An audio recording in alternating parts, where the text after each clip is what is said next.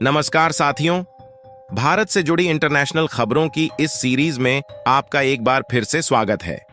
कुछ important highlight खबरों की बात करें तो बांग्लादेश की हरकतों ने एक बार फिर से भारत की चिंता बढ़ा दी है, क्योंकि भारत और बांग्लादेश के बीच कुछ ऐसा हो रहा है जिसे आज से पहले सोचना भी नामुमकिन था।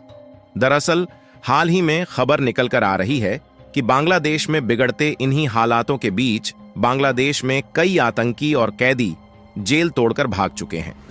और दिक्कत वाली बात यह है कि ये आतंकी और कैदी दिन पर दिन भारत की चिंता बढ़ाते जा रहे हैं। दरअसल यह जानकारी खुद इंडियन आर्मी और बीएसएफ की ओर से सामने आ रही है कि बांग्लादेश में करीब 1200 से भी ज्यादा आतंकी और कैदी जेल तोड़कर भाग चुके हैं, और इसमें ज्यादातर कैदी ऐसे शामिल थे जिन्हें भारत ने पिछले कई सालों में बड़ी मुश्किल से गिरफ्तार करके बांग्लादेश की जेल में बंद कराया था।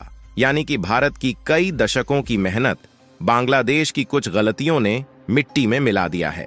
और आपको बता दें कि भले ही भारत ने बांग्लादेश के बॉर्डर को पूरी तरह से सील कर दिया है, लेकिन इन सब हाई अलर्ट के बीच में बीएसएफ ने हमारे लिए यह चिंता बताई है कि यह आतंकी भारत में किसी न किसी तरीके से घुस सकते हैं।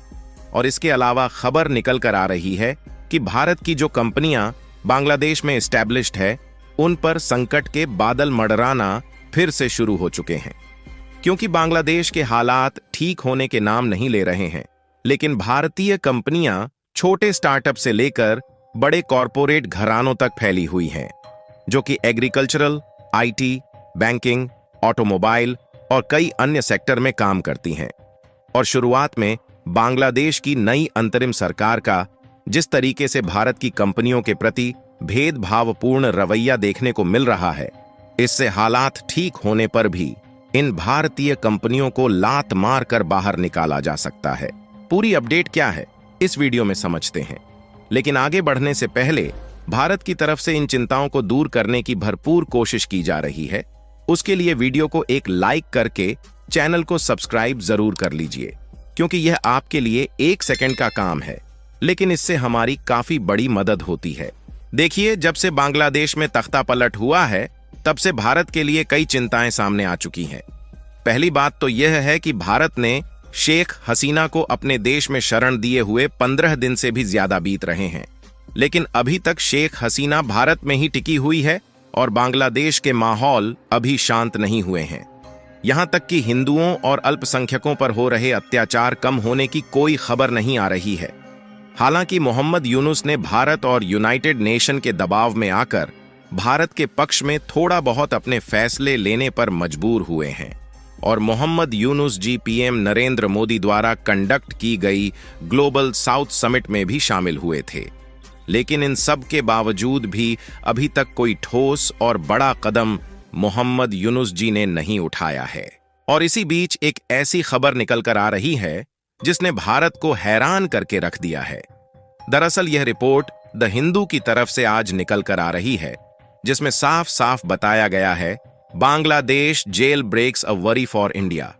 यानी कि बांग्लादेश में जो जेल तोड़कर भागने वाले कैदी और आतंकी हैं, उन्होंने भारत की चिंता बढ़ा दी है। ऐसा इसलिए क्योंकि भारत में टेररिस्ट ग्रुप के कई बड़े बड़े लीडर को बांग्लादेश की इन्हीं जेल में बड़ी मुश्किल से गिरफ्तार करके बंद किया गया था।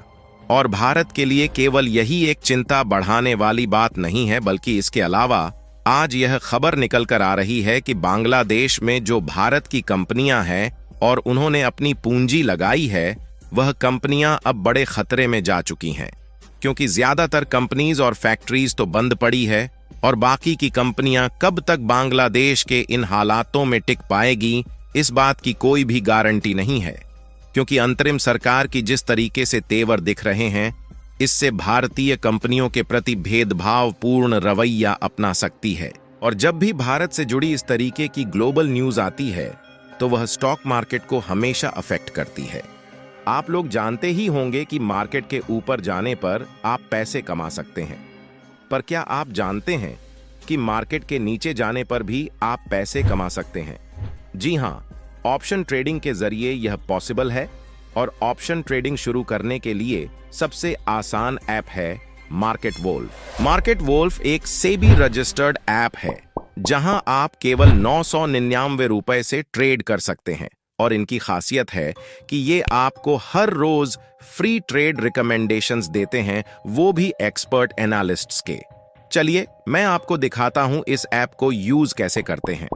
यहां मैंने लॉगिन कर लिया और इजी वे का फीचर चूज कर लिया। ट्रेड करने के लिए मैंने चूज किया बैंक निफ्टी और ट्रेंड्स देखकर मुझे लग रहा है कि ये ऊपर जाएगा, तो मैंने चूज कर लिया अप ऑप्शन। लास्ट स्टेप में प्रॉफिट ज्यादा रखने के लिए मैंने चूज किया फास्टर और बस हो गया। अब आप अपना ट्रेड लाइव मॉनिटर कर सकते हैं और जब आपको लगता है कि मेरा डिजायर्ड प्रॉफिट लेवल रीच हो गया है तो आप ट्रेड स्टॉप कर सकते हैं। देखिए यहां मैंने स्टॉप ट्रेड पर क्लिक किया और इतनी आसानी से मैंने 1829 रुपए का प्रॉफिट बुक कर लिया, जो है 32% इन लेस देन 2 मिनट्स। यानी कि यह ऐप स्कैल्पिंग के लिए भी बेस्ट है। आपको बता दें कि मार्केट वोल्फ ऐप का ब्रोकरेज इंडस्ट्री में सबसे लोएस्ट है और ये सिर्फ 9 रुपीस का ब्रोकरेज चार्ज करते हैं ऑन लॉस और 19 रुपीस ऑन प्रॉफिट, जबकि इसी इंडस्ट्री के दूसरे प्लेटफॉर्म्स 20 रुपीस चार्ज कर रहे हैं और वह भी प्रॉफिट एंड लॉस दोनों पे। यहां तक कि ये ऐप कोई मेंटेनेंस फीस भी चार्ज नहीं करता है और सिर्फ 99 रुपीस में आप पा सकते हैं लाइफ टाइम ट्रेडिंग प्लेटफॉर्म, जहां आप जिंदगी भर ट्रेड कर सकते हैं। क्योंकि ये ऐप यूज करना इतना इजी और सेफ है तो आप तुरंत जाके इसको चेकआउट करिए। लिंक मैंने डिस्क्रिप्शन में अटैच किया है और पिंड कमेंट में भी डाल दिया है। चलिए हम अपने टॉपिक पर वापस आते हैं। आंकड़े बताते हैं कि इन कैदियों की संख्या लगभग 1200 के करीब है और बीएसएफ की तरफ से खुद इस बात की जानकारी दी गई कि भले ही बॉर्डर पूरी तरह से सील है, लेकिन यह आतंकी भारत के पूर्वी इलाके में खासकर असम और त्रिपुरा में घुसपैठ कर सकते हैं। क्योंकि देखा जाए तो इंडियन एक्सपोर्टर के जो प्याज और अन्य खाने पीने के सामान और सब्जियों से भरी ट्रक भारत और बांग्लादेश बॉर्डर पर रुके हुए थे, वह कुछ हद तक अब बांग्लादेश में जाना शुरू कर चुके हैं, जिससे भारत और बांग्लादेश के बीच ट्रांसपोर्टेशन का कम्युनिकेशन दोबारा से चालू है। और इसी बीच इन्हीं रास्ते से बांग्लादेश के आतंकी भारत में आ सकते हैं। आपको बता दें कि भारत और बांग्लादेश के बीच 4096 किलोमीटर की जमीनी सीमा जुड़ी हुई है, जिनमें से लंबी दूरी तक बॉर्डर पर कांटेदार तार बिछाए गए हैं और बाकी के अन्य स्थानों पर कई नदियां और तालाब दोनों देशों को अलग करते हैं। और इन्हीं जल धाराओं के माध्यम से मवेशियों, सोने, ड्रग्स, औषधियों और मछली के अंडों की स्मगलिंग होती है, जो कि बंगाल की खाड़ी से होते हुए बांग्लादेश और भारत दोनों देशों तक पहुंचाए जाते हैं। इसके अलावा बांग्लादेश के जेल से कैदियों का भागना भारत के लिए कितनी चिंता वाली बात है, इसका अंदाजा इस आर्टिकल को देखकर लगा सकते हैं, जिसमें आप देख सकते हैं कि अल-कायदा, जो कि भारत की मोस्ट वांटेड आतंकवादी थे, इन्हें पिछले साल भारत के इंटेलिजेंस एजेंसी ने काफी ज्यादा मेहनत करके और बांग्लादेश के साथ मिलकर गिरफ्तार किया था और इन्हें प्रॉपर तरीके से बांग्लादेश की जेल में ही बंद करके रखा गया था। इसके अलावा बांग्लादेश के हालात इस हद तक पहुंच चुके हैं कि अपनी चौकियों से कई पुलिसकर्मी भी अपनी ड्यूटी छोड़कर भाग चुके हैं, जो कि भारत में प्रवेश करने का प्रयास कर सकते हैं। इसका सबसे बड़ा कारण यह भी है कि इंडिया बांग्लादेश बॉर्डर पर बांग्लादेश के गार्ड की तैनाती में कमी आई है, जबकि भारत ने बीएसएफ की तैनाती बढ़ा दी है।